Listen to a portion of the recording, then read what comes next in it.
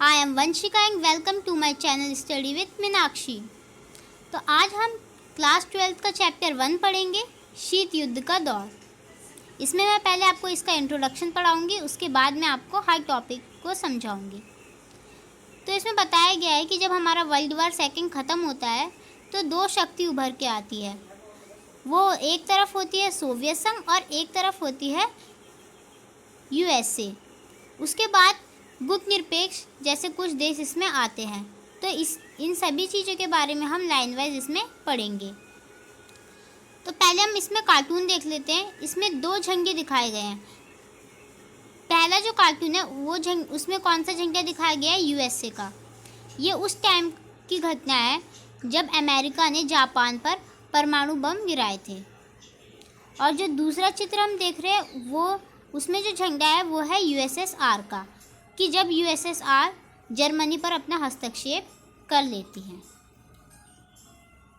तो अब हम इसमें पढ़ेंगे क्यूबा मिसाइल संकट के बारे में। तो क्या होता है 1961 में जो सोवियत संघ के नेता होते हैं उन्हें ये डर लगता है कि जो अमेरिका है वो कहीं क्यूबा पर आक्रमण ना कर दे, क्योंकि जो क्यूबा है वो अमेरिका के बहुत ज़्यादा पास है, लेकिन उसकी मित्रता है यूएसएसआर से, क्योंकि यूएसएसआर उससे हमेशा से मदद करता है, चाहे वो कूटनीतिक मामले में हो, आर्थिक मामले में हो या फिर सैन्य मामले में हो, वो हर चीज़ से उसकी मदद करता है। तो 1962 में क्या हुआ, यूएसएसआर ने क्यूबा पर परमाणु मिसाइलें तैनात कर दी और इस बात का पता अमेरिका को 3 हफ्ते बाद पता चला। अब अमेरिका डर रहा था कुछ भी ऐसा करने से जिससे कि युद्ध हो जाए, लेकिन जो अमेरिका के नेता थे उन्हें क्या विश्वास था? उन्हें विश्वास था कि निकिता खुश्रेव ऐसा कुछ भी नहीं करेंगे। निकिता खुश्रेव कौन थे? यूएसएसआर के राष्ट्रपति थे। तो उन्हें लग रहा था कि वो ऐसा कुछ भी नहीं करेंगे जिससे युद्ध की संभावना हो। तो अमेरिका ने क्या करा? अमेरिका ने अपनी गंभीरता को दिखाते हुए अपने सैनिकों को भेजा और जो क्यूबा तक लोग आ रहे थे उन्हें वहाँ आने से रोका। तो जब दोनों आपस में एक दूसरे के सामने आए तो ऐसा लग रहा था कि युद्ध होकर ही रहेगा, और अगर ये युद्ध होता तो इसमें बहुत सारे लोगों की जान जाती और बहुत सारे लोगों का नुकसान होता, और तब ये हमारा तीसरा वर्ल्ड वॉर कहलाता। लेकिन ऐसा नहीं हुआ, इसीलिए इसे हम क्या कहते हैं? शीत युद्ध। इसमें हमने क्या देखा? इसमें हमने देखा कि युद्ध ऐसा लग रहा है होकर ही रहेगा, लेकिन हुआ नहीं है। तो इसका मतलब क्या है? युद्ध होने की संभावना है लेकिन युद्ध नहीं हो रहा है। तो इसे भी हम कह सकते हैं कि ये शीत युद्ध है। उसके बाद हम क्या देखेंगे अब इसमें? उसके बाद हम पढ़ेंगे कि ये जो शीत युद्ध है ये केवल लड़ाई के बीच में नहीं है, एक दूसरे की शत्रुता के बीच में नहीं है, बल्कि एक विचारधारा की इसमें भी है। क्योंकि जो अमेरिका है वो क्या है? वो पूंजीवाद विचारधारा का है, लेकिन जो सोवियत संघ है वो कौन सी विचारधारा का है? समाजवाद और साम्यवाद जैसी विचारधारा का। तो वो चाहते थे कि उनका विचारधारा का वर्चस्व पूरी दुनिया में हो।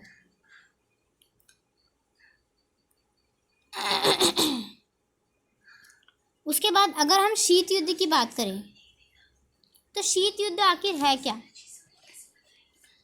तो क्या है शीत युद्ध की परिभाषा? जब दो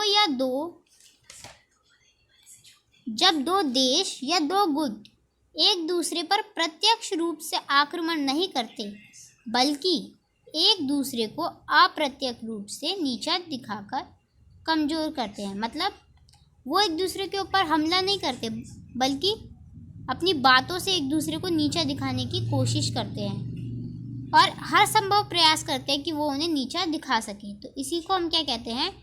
शीत युद्ध। और ये कब से लेके कब तक चला था? 1945 से 1951 के बीच में। उसके बाद अब हम देखते हैं कि क्या कारण था जो ये शीत युद्ध हुआ।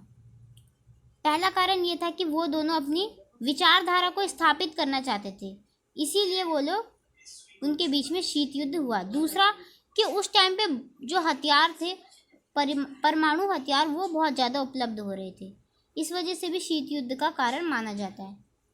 उसके बाद बहुत सारे उस टाइम पे गुप्त समझौते भी हुए थे। उसके बाद तीसरे विश्व युद्ध का डर भी था और कुछ सैन्य समझौते भी हुए थे। उसके बाद अब हम देखेंगे first world war and second world war के बारे में। तो जो हमारा फर्स्ट वर्ल्ड वॉर था वो हमारा 1914 से 1918 के बीच में था, जिसमें कौन कौन से देश थे? अमेरिका, फ्रांस, ब्रिटेन, यूएसएसआर और जापान। और ध्रुवीय राष्ट्र में कौन कौन से थे? ऑस्ट्रिया, जर्मनी और इटली। लेकिन जब हमारा सेकंड वर्ल्ड वॉर हुआ, फर्स्ट वर्ल्ड वॉर में कौन जीता? हमारा मित्र राष्ट्र जीता, ठीक है। उसके बाद जब हमारा सेकंड वर्ल्ड वॉर हुआ 1939 से 1945 में, तो उसमें कौन कौन से देश थे हमारे? उसमें हमारे देश थे अमेरिका, फ्रांस, ब्रिटेन और यूएसएसआर। और ध्रुवीय राष्ट्र में हमारे थे जर्मनी, जापान, इटली। अब आपने यहाँ पे एक चीज़ नोटिस की होगी कि जो जापान है वो अब मित्र राष्ट्र में नहीं है, वो ध्रुवीय राष्ट्र में है, ठीक है। तो जब ये वर्ल्ड वॉर ख़त्म हुआ तो कौन जीता? मित्र राष्ट्र जीता। लेकिन उसके बाद क्या हुआ? अमेरिका ने जापान पर परमाणु बम गिरा दिए। और कौन कौन सी जगह पे गिराए? हिरोशिमा और नागासाकी। हिरोशिमा पे उन्होंने 6 अगस्त 1945 को गिराया और नागासाकी पे उन्होंने कितने को गिराया? 9 अगस्त 1945 पे। और उन दो बमों के नाम दिए गए लिटिल बॉय और फैट मैन, जिसकी क्षमता कितनी थी, कितनी दूर तक जा सकता था? वो 50 से 21 किलोटन जा सकता था। लेकिन अगर हम आज की बात करें तो आज की जो उसकी क्षमता है वो हज़ारों में है, हज़ारों लाखों में है। तो जब ये घटना हुई तो अमेरिका की सब लोगों ने आलोचना की, बुराई करनी स्टार्ट कर दी। उन्होंने कहा कि जब जापान अपने आप को समर्पण करने वाला था तो ऐसे में उन्हें बम गिराने की क्या ज़रूरत थी? तो अमेरिका ने अपने पक्ष में कहा कि हम चाहते थे कि सेकेंड वर्ल्ड वॉर जल्द से जल्द ख़त्म हो जाए। ये तब की बात है जब जापान उनके अगेंस्ट चल रहा था, तब अमेरिका ने इन पर अटैक किया था। क्योंकि पहले तो वो उनके साथ मित्र राष्ट्र में था, लेकिन इस सेकेंड वर्ल्ड वॉर में वो ध्रुवीय राष्ट्र में हो गया था। लेकिन उनका मेन मकसद क्या था? मेन मकसद ये था कि उनके जो मित्र राष्ट्र में जो यूएसएसआर था वो उसे अपनी पावर दिखाना चाहता था, उसी को नहीं, मतलब पूरे उसमें अपना वर्चस्व दिखाना चाहता था कि वो कितना ज़्यादा ताकतवर है। उसके बाद अब हमारा एक टॉपिक आता है कि अपरोक संतुलन क्या होता है। इसमें क्या होता है? अगर कभी भी दो टीम है, कभी ए और बी टीम है मतलब सामने, और दोनों पर अटैक हो जाए तो क्या होगा? दोनों को ही नुकसान पहुंचेगा। लेकिन अगर कोई जो ताकतवर देश है वो कमज़ोर देश पर अटैक करेगा तो क्या होगा? कमज़ोर देश तो हार जाएगा। इसीलिए हमेशा एक कमज़ोर और एक ताकतवर देश के बीच ही मुकाबला किया जाता है। इसे कहते हैं रोग संतुलन। उसके बाद अब हम देखेंगे कि जो दो ध्रुवीय विश्व है उसका आरंभ कैसे हुआ।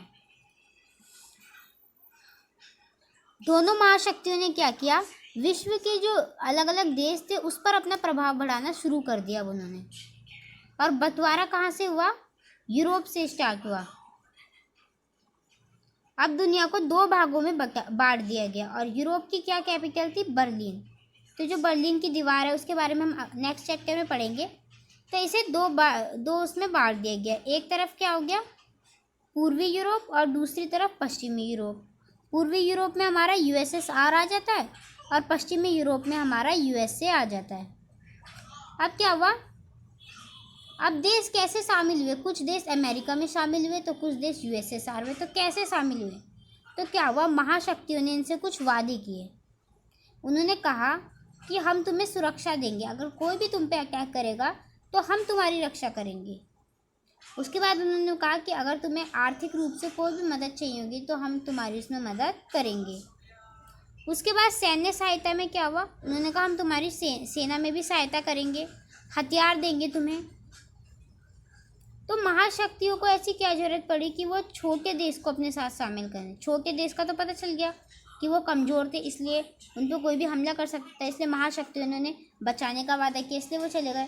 लेकिन महाशक्तियों को क्या जरूरत पड़ी कि वो छोटे देश को अपने साथ लाना चाहते थे? पहली बात, इम्पॉर्टेंट रिसोर्स, महत्वपूर्ण संसाधन, क्योंकि अगर वो किसी भी देश को अपने साथ मिलाते हैं तो जहाँ वो रहते हैं उन सबके संसाधन पर उनका हक होगा, तो किसी भी तरह के संसाधन वो यूज़ कर सकते हैं। उसके बाद सैनिक ठिकाने, अब वो इतने सारे युद्ध लड़ते हैं तो वो समझ लो अगर कहीं और चले गए तो वहाँ पे उनका रहने की जो व्यवस्था है वो तो हो सकती है कम से कम। भू क्षेत्र, इलाका सारा उनमें आ जाता, जो भी इलाका होता। उसके बाद इसी बीच दो संगठनों का गठन हुआ। एक हुआ नाटो, जो कि अमेरिका ने बनाया था, और इसका जो मेन उद्देश्य था वो था कि अगर हम पे यूएसएसआर के कोई भी देश अटैक करते हैं तो हम उसका मुकाबला करेंगे, अगर एक पे हमला होता है तो सभी उसका मिलकर मुकाबला करेंगे और आपस में मिलजुल कर रहेंगे। महाशक्तियाँ, उसके बाद क्या हुआ? उसके बाद वार्सा संधि का गठन हुआ। वार्सा संधि बनी 1955 में, और इसका मेन मकसद क्या था? नाटो में शामिल देशों का मुकाबला करना।